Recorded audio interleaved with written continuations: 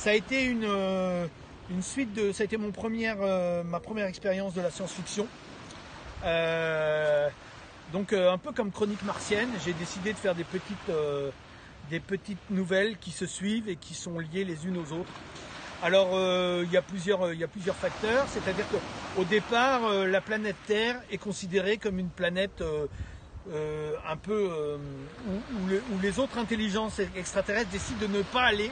Les gens ils sont trop corrompus, les gens s'y comportent comme des enfants gâtés, puisque les autres planètes ont un environnement beaucoup plus hostile, donc ils ont été obligés de développer la technique et la solidarité et une intelligence beaucoup plus mature, alors que les terriens, eux, vivent sur une planète où ils ont une certaine facilité et ils se bouffent les uns les autres pour essayer d'avoir le pouvoir, et chose qui ne pourrait pas, où les autres ne pourraient pas survivre sur les autres planètes. Donc eux ils ont une attitude mûre que n'ont pas les terriens. Donc c'est une planète qui a été considérée dès le départ à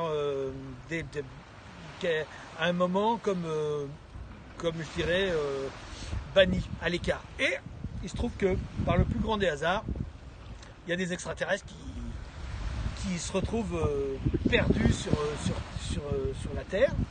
Et puis il y a une autre identité extraterrestre qui, elle, est inconnue des autres, qui erre dans l'espace. Elle a toute la mémoire d'une civilisation qu'elle traîne avec elle, parce que sa planète a été détruite. Et en fait, son but à elle, c'est de connecter du savoir et de connecter tout ce qu'elle peut. Et puis, elle a des grands pouvoirs, parce qu'elle peut changer pas mal de choses. Et donc, en fait, cette entité extraterrestre va arriver sur Terre en même temps que les deux autres qui arrivent par accident. Et à partir de là, on a, voilà, c'est un peu le cheminement de ce roman de science-fiction qui reste quand même assez léger, quoi, voilà.